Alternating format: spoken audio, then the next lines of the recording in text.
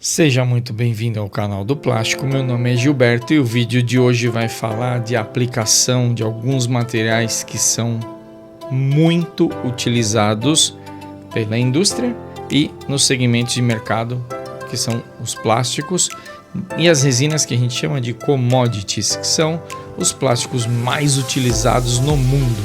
E do que a gente vai falar aqui, pessoal? Nós vamos falar do polietileno, vamos falar do polipropileno e vamos falar do PVC. Então, se você quer saber mais de curiosidades a respeito desses plásticos, fica aqui comigo nesse vídeo até o final e você vai entender um pouquinho mais a respeito desses materiais que são utilizados no nosso dia a dia.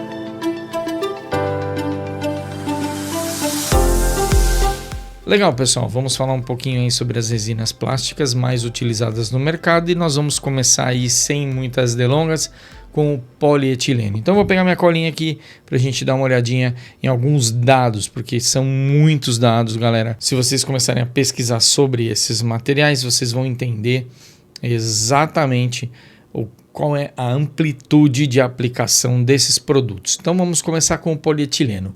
O polietileno, a sigla dele é PE, P de pato e de elefante. Esse material normalmente vem acompanhado de outras siglas na sua nomenclatura principal, porque normalmente ele é encontrado no comércio em duas densidades diferentes: o polietileno de alta densidade e o polietileno de baixa densidade. Então, a sigla pode mudar em função de se ele é baixa densidade ou alta densidade para PEAD ou PEBD. Também vocês vão encontrar o nome em inglês e a sigla também em inglês. Então ele é o polietilene e também vocês vão encontrar a sigla como PEHD para alta densidade e PELD para baixa densidade. Então PEHD, High Density, e PELD, Low Density. Então alta densidade, baixa densidade, as siglas em inglês. O consumo desse material mundial é de 100 a 120 milhões de toneladas por ano. Então é um consumo absurdamente grande para um material plástico. Por quê, pessoal? Porque a aplicação principal dele está no setor de embalagens. Então, a maioria dos sacos e filmes que embalam os nossos alimentos são feitos em polietileno, seja em alta densidade ou seja em baixa densidade, ou em mesclas de alta e baixa densidade, formando o que a gente chama de polietileno de média densidade. Esses filmes são utilizados em larga escala para embalar qualquer tipo de alimento. Por quê? Porque ele não permite o contato com o ambiente externo e ele isola hermeticamente o alimento dentro dessa embalagem e isso vai deixar então esse alimento muito mais saudável e sem contaminações. Então assim, e vai permitir também um armazenamento mais longo, porque eu também posso gerar aí dentro dessa embalagem vácuo ou colocar produtos químicos que vão garantir que este produto que esteja embalado lá dentro seja conservado durante um longo tempo. Então, dessa forma, pessoal, a larga escala que é utilizada para esses plásticos normalmente são embalagens e elas estão voltadas a filmes ou sacos e também aí, pessoal, alguns containers, por exemplo, como potes e algumas garrafas também são utilizadas em polietileno.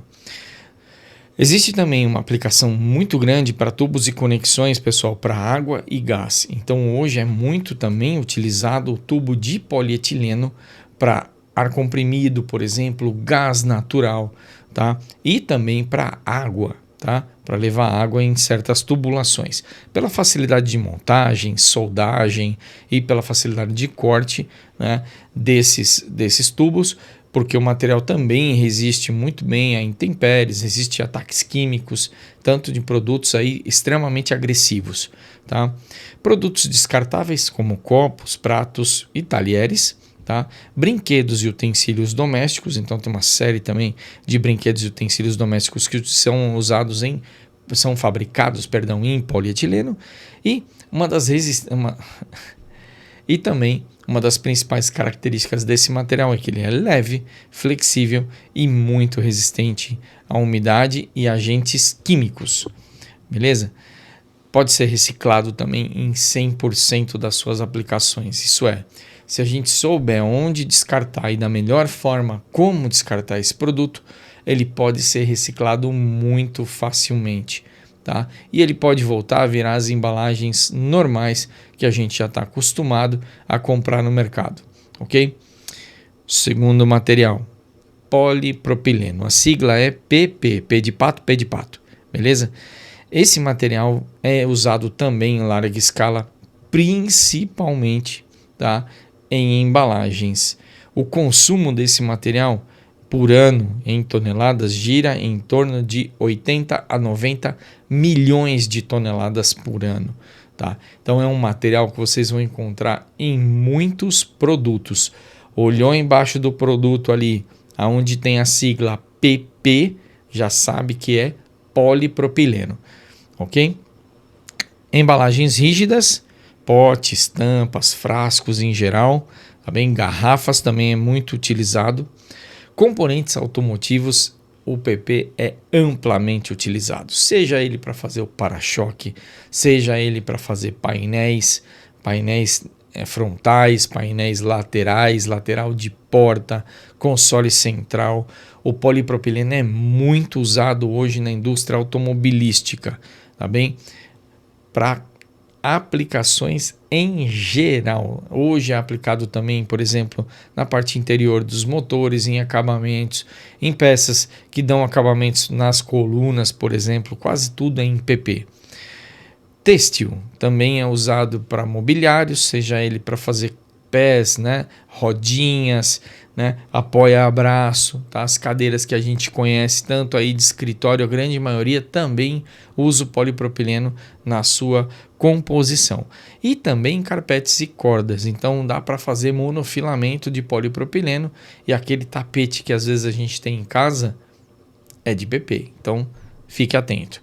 Utensílios domésticos é muito usado, galera. Utensílios domésticos, assim, de balde, bacia, cadeira, recipientes em geral, organizadores, tudo isso, a grande maioria é fabricado em polipropileno. Fora isso, também os eletrodomésticos utilizam em grande escala o polipropileno na sua composição, principalmente da carcaça. Se você pegar, por exemplo, aí o liquidificador, por exemplo, o corpo do liquidificador é polipropileno, a batedeira muitas vezes é polipropileno, a air fryer, né, que tem toda aquela parte de aquecimento, a sua carcaça normalmente é em polipropileno. Então, existem aí vários eletrodomésticos que se utilizam de polipropileno na composição das suas carcaças externas, tá bem? Fora isso, pessoal, tem uma boa resistência química e térmica, também a resistência mecânica também é muito boa e também é reciclável. Então, pessoal, ao você jogar, por exemplo, um eletrodoméstico fora ou descartar esse eletrodoméstico, sempre procure um posto de reciclagem para separar os componentes metálicos, elétricos, eletrônicos e as carcaças do aparelho, porque a grande maioria desses materiais são 100% reciclados.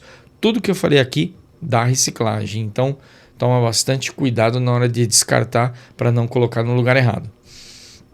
E por último, para a gente poder finalizar esse vídeo, o PVC, que é o policloreto de vinila, que é um material hoje muito utilizado também na indústria de construção civil. Hoje ainda se utiliza entre 40 a 50 milhões de toneladas ano deste material para fazer então a parte toda estrutural de construção civil do que diz respeito a tubos e conexões. Seja a parte elétrica, seja a parte hidráulica, o PVC é muito utilizado por a sua característica anti-chama, tá?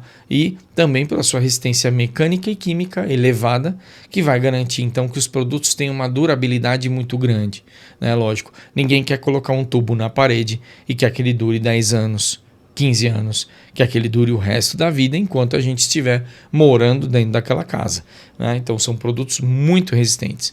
Tá? Aplicações, como eu já falei, aí os tubos e conexões para construção civil, seja ele na parte elétrica ou hidráulica, então aí vocês têm os tubos corrugados, né? Os eletrodutos, as caixas de passagem, né? Os conduítes, né? Tubos e conexões de água, esgoto, por exemplo, linhas de pressão, tá? Elementos, por exemplo, para fazer conexão com peças metálicas, então você tem aquela conexão com inserto de metal para não danificar a rosca na hora do aperto, né? Então tem tudo isso aí. A parte, por exemplo, de aplicações que vem crescendo muito são os perfis, forros de teto, janelas, portas em PVC, porque é um material muito flexível, pode ter alto brilho e um acabamento superficial muito bom. Então ele substitui aí vários materiais que estão no mercado, tá? Que tem um acabamento muito inferior ou que você tenha que dar retrabalhos, né? Depois para fazer uma pintura, um lixamento, ou um tratamento, por exemplo, para aplicar uma tinta ou ter uma certa superfície mais polida ou mais brilhante, né? Na parte de revestimentos de cabos elétricos e cabos eletrônicos, o PVC é usado em larga escala, grande maioria, então dos cabos é recoberto por PVC e ele dá um ótimo isolamento, tanto térmico quanto elétrico, e também tem uma característica também que ele é autoextinguível, então assim que você elimina a energia elétrica que está naquele cabo, né, as fontes de calor, digamos assim, entre aspas, tirando as fontes de calor, o material ele para de queimar automaticamente. Por conta do cloro, ele é autoextinguível, então assim que você consegue apagar, né, ou retirar a fonte de calor próxima dele, ele acaba apagando então automaticamente. É durável, rígido e tem baixo custo, tá? É um pouquinho menos reciclado do que os outros materiais, mas também da reciclagem. Isso porque o PVC ele é feito com vários compostos diferentes, onde eu posso variar a dureza, onde eu posso variar o número, por exemplo, ou a quantidade de plastificante que eu coloco nessa resina, tornando ele um pouco mais flexível ou mais rígido, né? Ou menos termicamente resistente ou mais termicamente resistente, dependendo então de compostos. Então, não é um material que de praxe você compra na prateleira, como é, por exemplo, o polietileno e o polipropileno, tá? O PVC normalmente você compra ele natural, né? Virgem, e depois você faz a formulação dentro da sua própria empresa, da formulação que você precisa para aquele produto em específico. Então, não necessariamente eu conseguiria usar para uma aplicação apenas. O mesmo PVC, por exemplo, eu poderia fazer um tubo rígido, né, que é esse marrom que a gente conhece, que é o de água normal, né? Como eu também poderia fazer aquela mesma mangueira de jardim, somente aumentando a quantidade de plastificante nele. Então, olha que interessante. É um material que eu consigo aplicar componentes ou aditivos que podem mudar a sua estrutura mecânica ou química e posso torná-los mais fáceis ou mais difíceis de processar ou mais resistentes, né, a intempéries, resistentes aí a mecânica ou a propriedades térmicas. Enfim, eu consigo ter uma flexibilidade muito maior porque eu mesmo faço a composição desses materiais. Bom, pessoal, o vídeo de hoje fica por aqui. Se você gosta desse tipo de conteúdo, já se inscreve aqui no canal, deixa seu like aqui embaixo. Também pode comentar também se você tem alguma dúvida, alguma pergunta ou alguma curiosidade que você queira saber sobre esses 3 materiais. E não deixe de ativar as notificações para que você receba sempre os nossos conteúdos em primeira mão. Muito obrigado e eu te espero no próximo vídeo.